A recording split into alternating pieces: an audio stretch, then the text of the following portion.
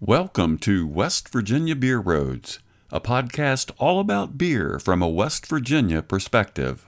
I'm Charles Bachway, and today we travel to Weathered Ground Brewery in Cool Ridge, West Virginia, to talk with proprietor Sam Fonda about what's going on. Sam Fonda, welcome back to West Virginia Beer Roads. Thanks for having me. Yeah, so how are things going here in midwinter 2024? Things are going really well. We've had a pretty good winter here. We've had a decent ski season. That's very much a part of our business, is getting ski tourists. And so it's been going good. Well, when the Brilliant Stream crew stopped in here to visit just about a year ago, you explained that your IPAs, your lager, and your quick sours were the beers that were selling best at that time. Is that continuing into 2024? It is. Those are the definitely the most popular styles that we sell. And it seems like whenever we brew a new one, they sell even faster. So we are continuing to try to come out with new IPAs, lagers, and quick sours all the time, or at least maybe package some that we've already brewed. Yeah, and so like you said earlier, that the ski season here is done pretty well, and I know you get a lot of business during ski season, which is a little different from probably the business you might have in other times of the year because more people from away from the area. I mean, do you notice a difference in stylistically that what they come in looking for or what they seem to order? Just those three styles mainly. They love IPA, lager, and fruited quick sours. Every now and again, you'll have somebody order a stout, but usually they like to buy those cans and take them home. But yeah, those three styles are what a lot of people from coming up from North Carolina and Tennessee and those places that are coming to ski, what they're really drinking. Well, last year you did explain that due to the popularity of those beers you just described, the quick sours, the IPAs, and lager, that you tend to keep a pretty tight brand list of beers you want to have full time, but you need to have representatives in those categories probably out all the time. So refresh us again on what brands those are within your book and what's your plan to keep them on the shelves and taps this time? It's really a tough balancing act because we have core brands, but we have rotating core brands, and I think that helps us. So if it's lager, of course we try to keep our flagship, Cool Ridge Lager is we named this our most popular lager after this place. But when we throw in our other rotating lager brand, 16 Shots in Munich, it really helps keeps Cool Ridge fresh and gives everybody a break from it for a minute. And we tend to do the same thing with our IPAs. I think our most recognizable brand for IPAs is Haggard IPA, but a lot of people prefer the Stop and Smell the Citrus IPA. And so while we try to keep Haggard on the shelves, it's good to do a refresh and make sure Stop and Smell gets thrown in there. Well, Sam, I think that is a good strategy. I mean, I like that, breaking up a popular style that you have to keep on your list and in distribution, breaking it up with two different brands that fill that category. So you're never out and away completely, nor are you out for all that long. It'll come back. The only one of the tough things we see though with that plan is a lot of places have printed menus. So unfortunately, you might go to a place that says on the printed menu, it might say Weathered Ground Brewery IPA. It doesn't necessarily say Haggard or Stop and Smell. It just says IPA. You might have to ask your server which one that will be, and that's because we rotate so often with the styles. Yeah, no, I can see that, and that brands. The people I know, bar folks, bar managers, they get a style that works well for them, a beer that sells well. They want that beer a lot of times, and I mean, maybe sometimes I could see they wouldn't necessarily enjoy your switch out that you do, or like you said, maybe it's printed on a menu and it's not easy for them to switch. Yeah. And it's an interesting challenge in a market, especially when you're a small guy like you are. Well, we've seen our local beer market pretty much completely recover now from the COVID years. At least from what I've seen. I mean, you may not agree. Let me know if you agree or disagree. But uh, I think that means that you're probably back to pretty much to capacity in what you're being able to sell, and maybe could even sell more if you had a larger capacity. Yeah, I think that I think we're back to normal in beer sales. I think overall the state, I'm sure, has grown. We have new brands coming in every year from other states, and so I think that the craft beer scene has grown even since COVID hit. Um, but we're doing all right. We're hanging in there and pushing our beer out there and trying to hang with the big guys. Yeah, and I think you've said in the past that I think somewhere around 1,000 barrels annually here is pretty much where you stay. And if you only made one or two beers, you could probably well top that. But because you make so many different beers, unlike a lot of breweries, you make a ton of different beers throughout a year. That probably keeps you more or less at that level, and it's hard to move above. It does, and we also brew a lot of selfish beers. We brew a lot of beers that we enjoy and like and really enjoy trying to make, and those are not popular styles with the with what's trending right now. We still brew a lot of ordinary classic saisons and some farmhouse ales that don't always meet people's tastes, and that's okay. I think I always kind of have the philosophy that you can't make everybody happy, but you need to try. And so we try to make something for everybody. Well, here we are at pretty much the closeout of the winter season, or getting near that, and I think it's time to taste a few maybe beers that'll last into springtime here and that people can enjoy if they come to Weathered Ground here in Cool Ridge. And we're going to learn about a few of the beers you've got on tap. You brought out a Flight to me, and we're going to try that first beer, and I'll drink it while you tell me what it is. Sure. So I think last time you were here, you were tasting a beer that was a Czech dark lager that we brewed called Utter Desolation. Yes. And so we harvested yeast from that beer to brew the actual just a Czech Pilsner. And it's going to be bright and crisp with a little bit darker color than, like, say, our 16 shots in Munich. It's going to be more golden rather than like that straw color. Yeah, very much the difference between a Bavarian lager, really, and a Czech lager. Yes. Yeah.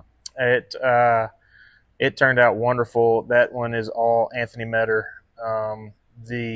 It's not a true to style Czech Pilsner because we don't use European malts. It's all Carolina malt, but we brewed it in that vein. We believe it's a delicious lager. If you see this one out there, definitely give it a try. Important thing I forgot, and I didn't hear the name of the beer. Yeah, it's called, so it's sort of paired with that dark lager that's called Utter Desolation. This one is called Shrouded in Light. So it's a little bit of contrast there to the other name. Well, I just love how our craft brewers have to continue to be more and more creative on coming up with unique names for their beers that haven't already been used by somebody else 20 times, Yep. So Shrouded in Light is a Czech style Pilsner. It goes so well with everything. It's just a good drinking lager beer. It's about 5% alcohol. Yeah, very smooth. I enjoy that. Well, Sam, over the years, your role has changed from being the primary brewer here at Weathered Ground to being more of an overall general manager and leaving the brewing to the very capable brewer who we were talking to a little while ago, Anthony Metter. Anthony does a great job with all the beers he brews here, but I want to focus back on the change to you and how you get still involved in developing new beers or different beers that you want at the brewery beyond all of Anthony's ideas. A lot of times I spark up an idea from staring at these chalkboards and trying to figure out what's next, what are we missing, What have we not made before? What do we need to make again? Except what do we need to make again, but make better than last time? And so that's where I still get a lot of my motivation. He produces all the wort for us. He mashes in every day, brews for us, but he also comes up with new ideas like these Czech lagers. That was all him. But I still love coming up with beers, and I trust Anthony to formulate the recipes.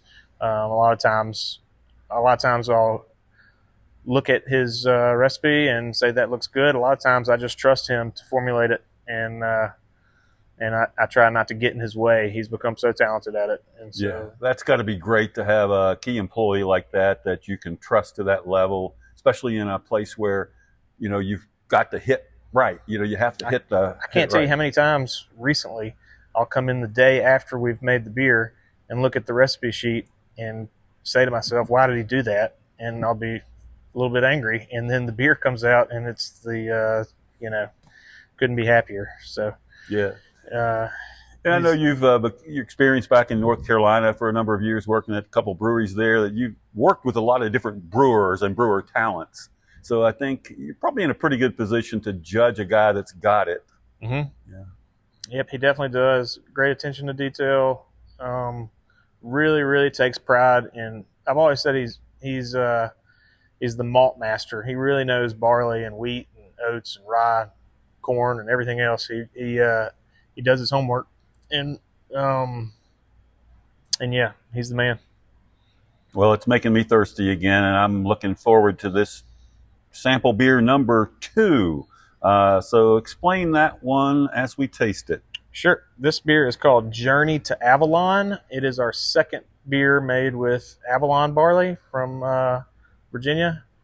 That we buy the malt from Riverbend Malt House in North Carolina. But it's just a really good classic American pale ale. It's kind of citrusy, kind of piney. Maybe not one more over the other. It was one of those things, looking at the board, what do we need right now? We haven't brewed a classic American pale ale in a while. And the hops showcased there are Centennial, Simcoe, and Amarillo. Now, definitely classic American hops. This is a beautiful beer. And, of course, I'm a proponent of these local malts. And this one is not just locally malted in our region, in Asheville, but it's also developed locally at Virginia Tech, like you said. Now, I really like this Avalon malt, and you brewed earlier this year a Saison with this same malt. We did. That one is called Golden Avalon, and this one is called Journey to Avalon. It's sometimes you just can't beat a good old pale ale, and I've really enjoyed drinking this one. And then let's go ahead and try beer number 3 here that you've brought out on the sample tray. To me, it kind of looks like a hazy IPA. It's a hazy something. It is. That's kind of a classic here. That's our Stop and Smell the Citrus IPA. I chose to let you taste that one because it's really fresh and tasting really good. And it's just about to hit that Charleston, Huntington market. So, it gives me a chance to say, go get it. Now, this is then one of the cores that will be out in distribution wherever you sell your beers. Yes. Or at least available to all those accounts. In Morgantown area, probably Snowshoe even. Yes. Down here in southern West Virginia and Huntington too. Yeah. No, it's a classic, and certainly I'm sure you wouldn't keep making it if it wasn't getting a strong and steady demand. Absolutely. I'm always excited come canning day to see how this batch turned out, and I've been tasting a lot of that over the weekend because it's just so great. Well, I know you and your business partners are always considering whether or not the time is right, whether to expand the brewery or maybe open a second tap room somewhere else in the state, So what's that investigation like? I mean, how's it still going? It's just a lot of research right now. Nothing is set in stone. We're just entertaining a lot of different options on how we want to grow this business. Taking our time with it. We're not in any huge hurry, but also tired of being a little stagnant here and ready to do something different. And so we're entertaining different options on how we want to grow this business. Well, I know when you're really at capacity, you can't really brew more. It does kind of hamstring a small brewery. And not only, I mean, maybe you don't have great designs on, selling millions of barrels of beer, but you still want to have the flexibility to make beers that you want to make when you want to make them. And boy, I know when you're smaller, that's hard to do. But if you talk about possibly opening another tap room somewhere, like some of our breweries have done, they have some of them have 3 tap rooms, different places. That puts a bigger demand on your physical plant. If you don't enlarge the brewery, how would you even support another tap room? So we would enlarge the brewery at that point. Mm-hmm. If we were to open up a second location, I think that demand for beer would justify us making some changes to our production facility here and making that bigger and buy some more tanks and get some more room downstairs, whether that's another building for storage so we can purchase more tanks and more cold room storage and stuff like that. Well, I'm sure it is important to be cautious in any expansion. I've seen plenty of breweries across the east here and south that have maybe expanded a little too fast. Yeah. And that hurts profitability. They got beer they can't sell or capacity they can't use. Mm-hmm.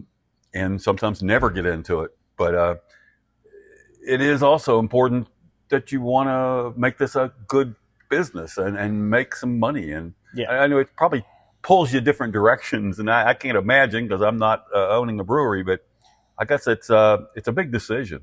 Yeah, I always have to remind myself that, while we're waiting on making those decisions, there's a lot of things we can tighten up on site here to make this place the best place it can be before we expand. So that I try to focus on that a lot while we sit back and figure out what the next move is. We can always tighten things up here, and the beer can always be better. And we try to improve that with every batch. Well, over the past year, we've seen some changes in our local West Virginia brewing scene. We've lost a couple of little tiny breweries that closed in 2023. We also lost a big investment over at Big Draft Brewing in White Sulphur Springs. So it's not something that's just a give me, open a brewery, even though they're very popular. The ones that are doing well are doing very well. You got to run a good business, and there's no doubt about that. This year, I think in 2024, we're going to see a couple of new breweries open, small ones that are probably open here in the first quarter of the year. And we hear talk about others that are coming. But what's your read, Sam, on the health of the overall local brewing scene in West Virginia today? I think it's in good health. I think I think whether or not, what's the best way to put it? There's so many different levels of what people's goals are and what they want to do. And so I think the ones that close, are not meeting those goals, and maybe they're not as passionate as they thought they were about it. And so there's a lot of different reasons why they could close, but I think the general health of it is good. I see breweries closing all over the country, and I think maybe it's not what they thought it was in terms of financial returns or that kind of thing. So I would just say the ones that are very passionate about it and make it their life are the ones that are going to keep making beer, and the ones that have invested in those companies need to hopefully have the same mindset about it. Well, speaking of passion for brewing, you've already told us about your core brands, your bigger selling products that you make and you have here at the tap room, as well as the ones in distribution. But I also know you make a number of less popular or more obscure styles that are just a passion for you. And maybe you mentioned a couple of those earlier, but I'd like for you to go over a couple of those examples of the kind of beers that you have on tap right now that might be a little more less well known. Definitely saisons. I think when we opened, we wanted to mostly brew that kind of beer, and that quickly changed because we wouldn't be open anymore if that's all we did. And so I still make them from time to time. We actually are loaded up on it right now because whenever we have a new yeast, we tend to brew a lot of saison because I want to keep using that yeast while we still have it. So we have one really good classic one on tap right now called Golden Avalon, and then we have a dry hopped one on deck that we have yet to name. Dry hop saison, farmhouse IPA, however you want to corner it there. It's going to be really good, and reminds me of a beer we made a few years ago with another really good brewery in Charlotte. But and then we've got another rye saison on deck after that. So saisons for sure, farmhouse ales, and then I also really love English style beers. I really love German style beers, but they tend to be popular because they tend to be really good lagers. But I like to make English style milds and ESBs, and we have a mild series called Mild and Wonderful. We have 3 different lower alcohol English style beers. Yeah, and I've even seen those out in the distribution market. Yeah, so we are about to brew the mild in the next couple weeks. It's just kind of a nostalgic, fun thing for me. It's not super expensive to make, so even though it moves slow, we don't lose a lot on it or anything like that. English milds, I love our standard English mild, and then we do a darker version that I was sort of worried would be too much like our Enniskillen Dry Irish Stout, but it's not. It's totally different flavor, and I love that beer. We'll be brewing both of those pretty soon, and we fill casks of them and have casks tapped at the brewery to sell on our beer engine, and that's a lot of fun. That's another kind of selfish thing that I like to do. We don't sell a lot of pints by the cask, but I do it every chance I get because that's what I like to drink. I think it's a lot of fun, and it's also not easy. It's a lot of timing and getting a lot of timing right with filling the casks. And every once in a while, we'll have somebody come in here that is extremely impressed that we have cask beer being served from a beer engine, and that makes me happy. And I'll have a pint of cask beer with them, and that's what it's all about: is staying happy in this thing and enjoying it. Yeah, and I'll say that walking into your tap room, you always have an incredible variety of beer, and it's not just the standard popular varieties. It will be things like an English mild or a dark mild or things that you don't see at many places, even in big cities. Yeah. Yep. We're very prideful in variety, that's for sure, and hopefully good variety. I don't want to brew something just to have it. I want to do it right, and take a lot of pride in that. Well, I want to change the topic just a little bit here into talking a little bit about alcohol content in beers. And I'm curious about your thinking on that. I mean, do you attempt in your 20 taps or however many you're going to have, do you attempt to consciously diversify your tap list among beers with distinctly different alcohol levels? Yes. Like I was saying earlier, when I look at the boards and I'm trying to figure out what we need to brew in the coming weeks, that plays a part in it. We need to always have something on the lower alcohol side, and we need to always have a big stout on. They don't move the fastest, but people will walk in and say, "Why don't you have a big stout?" And so we try to always have a big stout on. I try to just have a really good variety. It even narrows down into styles. Like, sure, we have a hoppy beer, but that hoppy beer is 7%. We need a 5% hoppy beer. We need a 9% hoppy beer. We need, like I said, can't make everybody happy, but you need to try. And so we try to have alcohol content down the board for whatever people like to have. Yeah. And I'm thinking back to 25 years ago, the microbrewery days, that back then it seemed like sometimes alcohol content it's always maybe been used as a way to differentiate beers and different customers. But I also noticed that a lot of small brewers seem to up the alcohol levels of beer in a sense, to differentiate themselves from the big non-craft brewers. The lagers were at 4.5 to 5.5%. Well, they wanted everything they were selling to be higher because they would attract customers that wanted bigger, stronger beers. Sure. It was sort of a sales strategy, I thought. And whether or not that's particularly appropriate, I just wonder, how do you handle that? I mean, a lot of different beers, you could make them higher, you could make them stronger, or you could make them lower. Do you have a thought on that kind of thing? I think the overall beer drinking society has matured from that.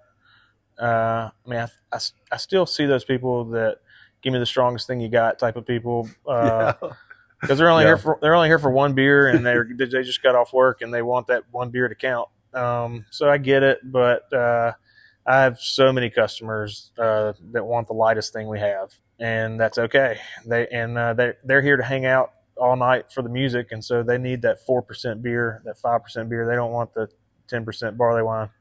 I think it's matured over time, and now people don't associate craft with high alcohol as much. But you still have some small amount of people that do.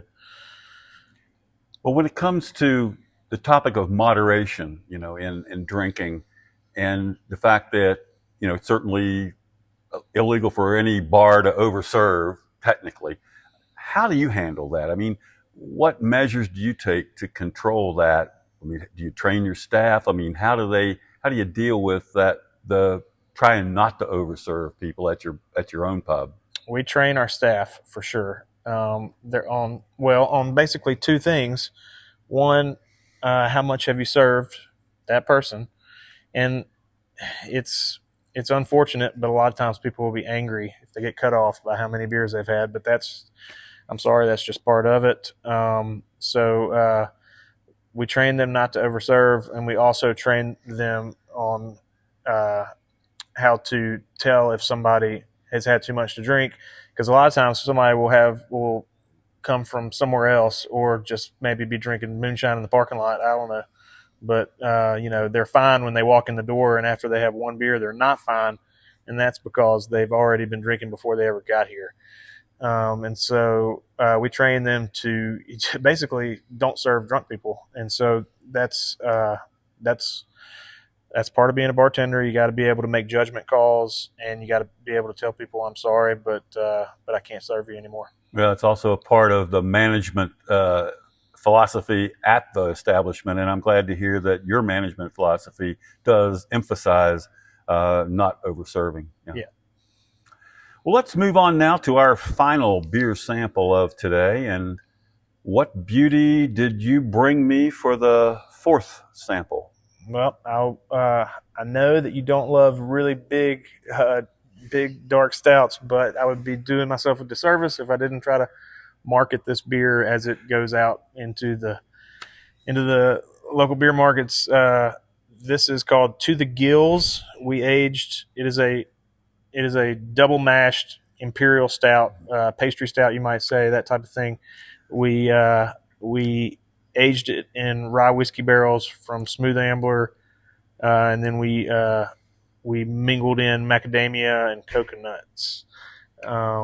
It has no lactose sugar in it, so it's lactose friendly for my no milk drinking friends. All that residual sugar is from there's no vanilla in it or anything like that.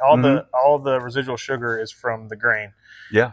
We don't dump a ton of dextrose in there.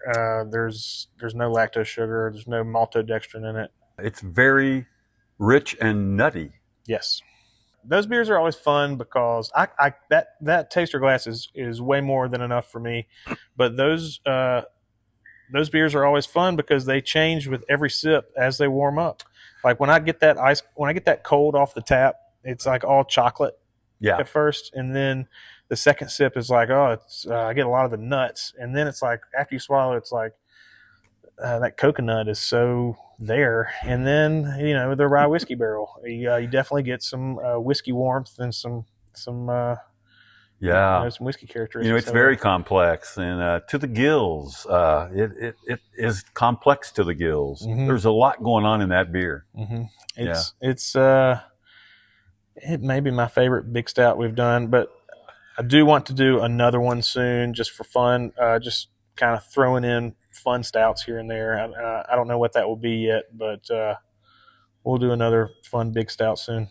And I love how you mentioned that its flavor changes quite dramatically as it warms up from a very cold, just poured tap temperature. As it to- warms up, and as your palate changes, the you might not taste something at the first sip, but let it sink in and then take another sip, and it's totally different. Yeah. Well, I mean, and that's, I think, a concept that maybe a lot of just regular bars and restaurants aren't totally in touch with, because pretty much they have all their tap systems designed. It's all one temperature. It's too cold for most of the beers you sell.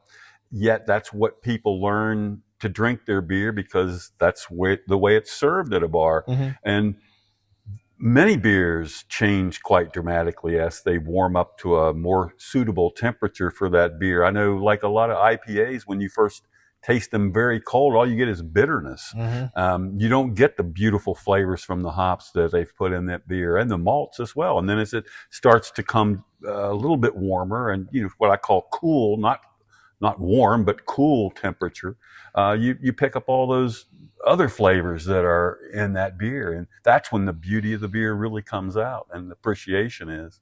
It really does. Do you see any regional differences or differences by account category, like restaurants versus bars, and beer styles that sell best for you when you're out in the distribution market? No, not really. I mean, what sells well in Charleston and Huntington pretty much sells the same in Fayetteville and Morgantown. Maybe Bobby would correct me a little bit, or Jeff, our accountant, if they were sitting here. But to my knowledge, everybody regionally in the state, everybody kind of wants the same thing. I would like to say something about College Town. Maybe Huntington or Morgantown would want something, but we're not in a lot of college bars, really. Right. So, yeah, I wouldn't guess you would be. So, everything still kind of points back to those three popular styles, except, you got some really craft-centric places that like to buy our more obscure stuff. But besides that, it kind of goes back to those lagers, IPAs, and fruited sours. Well, it's good to hear, though, that you can use your tap room here at the brewery to try out beers, and that what you find here about what people like and don't like could also apply out in the market. Everybody will get it on a flight, and then but you got to sell a lot of flights to get rid of those beers. But the good thing is, most of those obscure beer styles age well. So if saisons and farmhouse sales, they age well, and they age kind of in a fun way where they change, and so that's at least one good thing about that particular style that doesn't sell very well. It evolves. I think your beers, especially say you like some IPAs that you make, I find that I prefer them after they've been out for maybe a month. Right. Just a little aging, but then when it gets to 6 months, they're too old. But and then you learn that only by trying beers fresh versus you buy a few cans and you keep them at home for a while, and you find out, okay, I should have drunk that 6 months ago. Exactly, and as long as they're generally kept cold, or they haven't had a lot of back and forth temperature changes, cold hot, Mm-hmm. they tend to hold up for a couple months. But then, with the hazy IPAs, gravity works, and eventually hops fade and malt takes over, and so definitely better to drink somewhat fresh. Well, you've been canning beers here for several years now, as well as you do package your beers in kegs for draft accounts. Have you seeing? I know you saw through the COVID times things moved to cans versus draft because bars were closed and people weren't going out. Then now bars have come back and more draft is being sold. But are you seeing any, now that we're kind of out of that COVID time, are you seeing any new shifts from your side on what the market's preferring? For now, kegs are back in full force. It's totally different than when we were just canning a whole tank. Now we have to make sure we save so many barrels for kegs. I would say if we have a 15 barrel tank full of beer, more than half of it is going to be kegged for, and that's just because we don't have a lot of different accounts since COVID. We don't have that many can accounts. There are other breweries, I'm sure, that maybe have more can accounts than they do draft accounts. It's just that during COVID, our draft accounts became can accounts, and now they've switched, and they don't sell a lot of cans. They sell drafts, and so they want kegs. Yeah. So people who might be looking for your beer, I want to make sure they understand. Yeah, you're not in the big mass market accounts like the Kroger and Walmarts and or big stores like that. You tend to be in beer specialty outlets more. Yes. So. Yes, and I will say though that all of our like higher alcohol beers or our dark beers, even the double IPAs, higher alcohol beers, for whatever reason, those sell better in packaged cans than they do on draft. Mm-hmm. And that may have to do with people don't want to drink and drive, and that's exactly that's a good thing. Yeah, I probably don't want to have a 10%, 12% beer in a bar, and then they give you a big glass off. Yeah, so that to the gills you had, we didn't keg any of that. I think we did 3 sixtels for the tap room, and all of it got canned. Well, we're now into another year, 2024. What's your outlook for the beer market this year? Any thoughts? The good beer survives, so we got to keep making what I think is good beer and make it even better. And I think lagers, they keep getting more and more popular, and I'm okay with that because I love lagers. Yeah, but that presents a challenge. You have to have more tank space to make a lot of lagers. It does present a challenge. But if they move fast enough, then well, it makes up for it probably. It does. So hazy IPA, I guess, is still king. So we'll keep. We got a few new IPAs up our sleeves. We try to get into every specific market. We made a rafting beer this past summer. We made a ski themed beer this winter. I don't know why we've never made a golf themed beer. So this spring, be on the lookout for our golf themed beer this spring. Well, with your popularity, I mean, word travels. I mean, people talk about Weatherground. I hear them out in the market. You're getting new converts all the time because even though it's kind of limited distribution across the state, people do find it eventually. They try it. They're at a bar that may have it, and maybe the first time, and they think, wow, this beer is good. Shown by your beer reviews, you get very good beer reviews. What does Bobby, your outside salesperson, do when a bar or somebody new wants your beer, yet you don't have new beer to supply them? How do you manage that? So this is somewhat of a problem. It's just the where we're stuck at right now with the size we are. Usually, if they contact us in the winter, we usually pick up that new account. In the summertime, it is impossible. And I don't know how long we can keep doing this because it keeps, when we get to the summertime, we have accounts that want to buy 10 cases of Stop and Smell the Citrus, and we can only sell them 2 cases. And that only lasts them like that day. And so it's, and the reason for that is because of these new accounts that we picked up in the winter. And so that is one thing we're having trouble with right now is managing, picking up new places. We have lost a lot of restaurants and bars though over the years because they've closed. And so it seems to keep balancing itself out a little bit. Every year we'll pick up like 5 or 6 new accounts because 5 or 6 accounts closed. And so, but eventually I'm scared that we're going to have more clients than we have beer. And so hopefully we will expand sooner or later and make some more beer. Now, that's good to hear. Before we wrap this up, I like one little final thing that's occurred to me. Because you brew so many different beer styles here, most small breweries probably don't do that on a regular basis. And I'm sure you've gotten like you've thought, okay, well, this beer style I want to brew and this beer style I want to brew, and maybe you've already done that. But are there a few styles out there or sub styles, whatever you want to call them, that you haven't brewed before that you'd like to brew for the first time? There are styles of beer that I've not made that I don't care to make.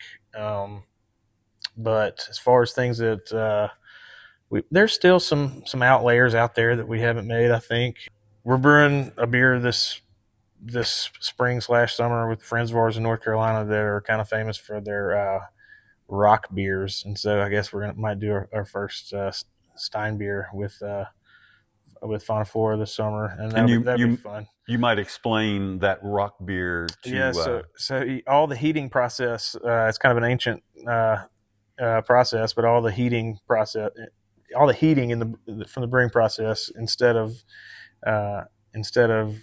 using a steam boiler or electric, the gas, you use rocks big stones that you heat up in a fire pit, and that actually does all the heating for you. So so that boils the wort. The wort. Yeah. Yep. And so that's something fun we might do soon. I just can't think of that many styles that we haven't touched on. Oh, that's okay. I just wondered if there was. Yeah, there's a brewery in Asheville, Zebulon, that makes a lot of historical beers, and I think that's really cool. I would never go as far as they do, but I'm always impressed that they made they tried to create the original IPA, and it was barrel aged and 8% with 130 IBUs, because it was made to go on long voyages, and they let it age for a year. It just sounded so much fun to me. So maybe try to dive into some historical styles one day. Yeah, that would be fun. I could see that. Yeah, but I can't really think of that many different styles that we haven't touched on, at least. Well, Sam, it's been great talking to you today and getting your insight on our West Virginia beer market, as well as some inside information on what's happening at Weatherground Brewery here in Cool Ridge, West Virginia. So, folks, if you get a chance and you haven't been here to the tap room, they're going to have, 20 beers on tap pretty much all the time, and you're going to find some beer styles here that you won't find everywhere else, and probably not at your corner bar. So, Sam, I wish you well. Thanks again for being with West Virginia Beer Roads here in the late winter, looking to the spring. Thanks, as always, for having me.